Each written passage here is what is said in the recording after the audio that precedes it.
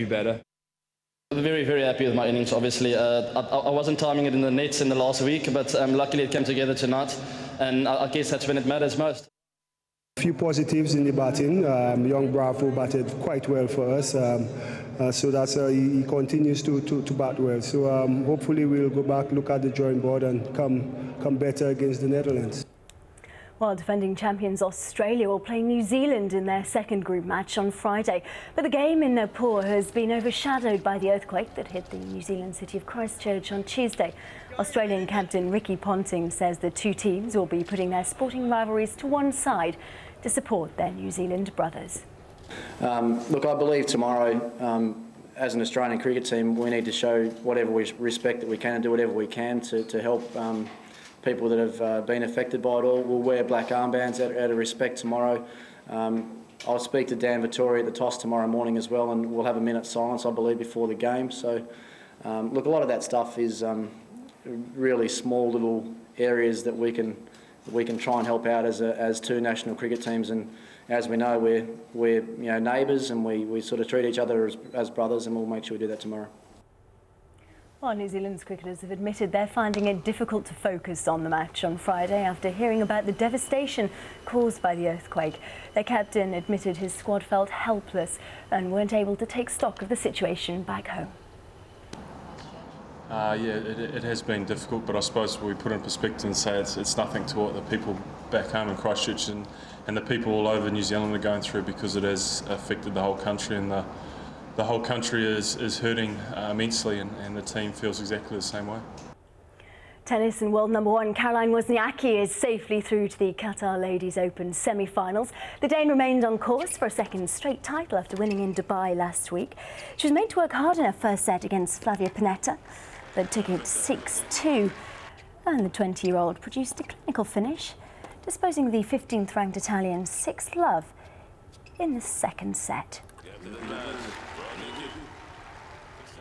Well, she'll now play France's Marion Bartoli, who dispatched qualifier Peng Shuai of China.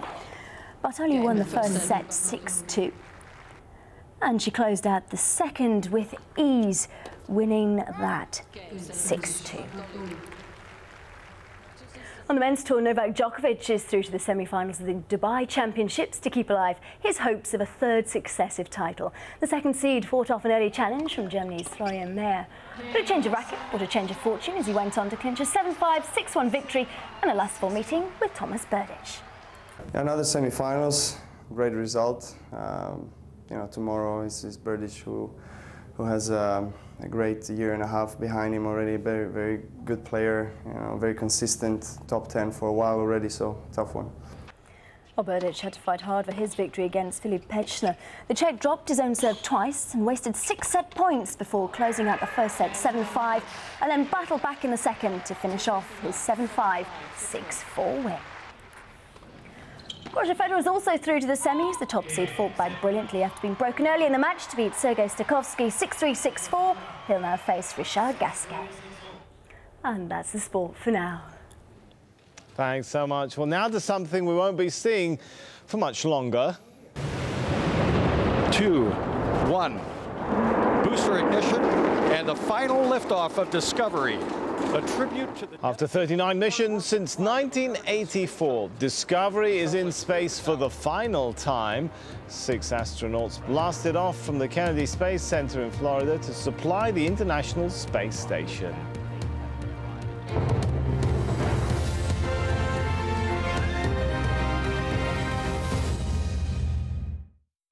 As the fog hangs warily over London, we can always offer you the perfect pick-me-up. Welcome back to International Weather Forecast. First of all, starting in the United States, we have seen quite nice weather across the southeast part of the United States over the last week. That is all changing, though. Take a look at the satellite image. These clouds right here are the beginning of some severe weather we expect to see from Friday night into Saturday. Now take a look at the forecast. Notice all this rain shower activity here. That is where we expect to see the severe weather. And when I say severe weather, we're talking about strong winds, hail, as well as tornadic activity. Up to the north towards parts of Boston, New York, as well as Washington, that's all going to be different. We're looking at some very heavy rain and snow and possibly some travel delays. Out to the west, San Francisco, rainy conditions for you. Heavy snow out towards the east of there into the ski resorts, looking quite nice, but down to the south in Los Angeles, we are expecting some light showers into their forecasts. Now down towards Central America, we had seen some very heavy rain showers for parts of Panama, Costa Rica. Those are going to start to lighten up, but very heavy rain showers across parts of Venezuela over the next couple of days. Cuba, though, you remain dry with temperatures at about 29 degrees. Over towards Europe, we are looking at some messy weather, especially down towards the central part of the Med. That weather is going to stay in place. We are looking at some localized flooding for Italy, Greece, as well as Turkey. Qatar Airways, world's 5-star airline. The times change. The instruments evolve. The battlegrounds shift. This is America! Our country! But the international struggle continues. He was murdered! Uncompromising, hard-hitting investigations. I can't get no justice from no one in Jamaica. People and power, at this time on Al Jazeera. From local traders to international finance, it's commerce that makes the world go round. For global companies and developing markets, communication is the currency, and information is the most valuable commodity. Counting the cost at this time on Al Jazeera.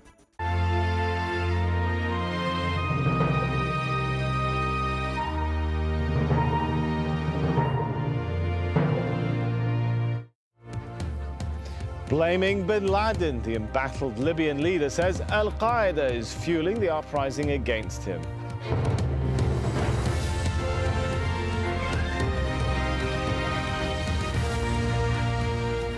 Hello, I'm Sami Zaidan in Doha. This is Al Jazeera. In the next half hour, we'll bring you the very latest from Libya as Colonel Gaddafi's inner circle shrinks again.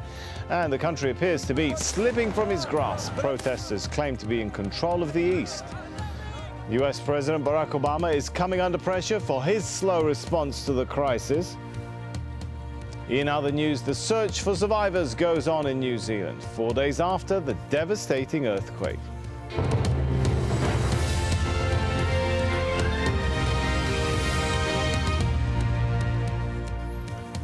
Well, Libya's embattled leader is blaming Al-Qaeda and Osama bin Laden for the uprising against him.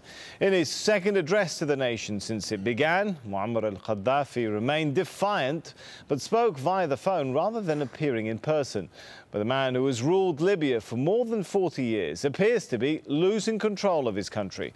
Residents of Benghazi say these pictures obtained by Reuters news agency are of mercenaries hired by Gaddafi to crack down on protesters.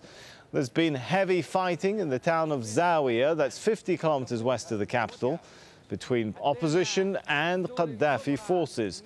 Further to the west, police and soldiers have reportedly deserted Gaddafi's regime in the town of Zawara, but the opposition says it's now in control. Lawrence Lee has the latest on the crisis in Libya.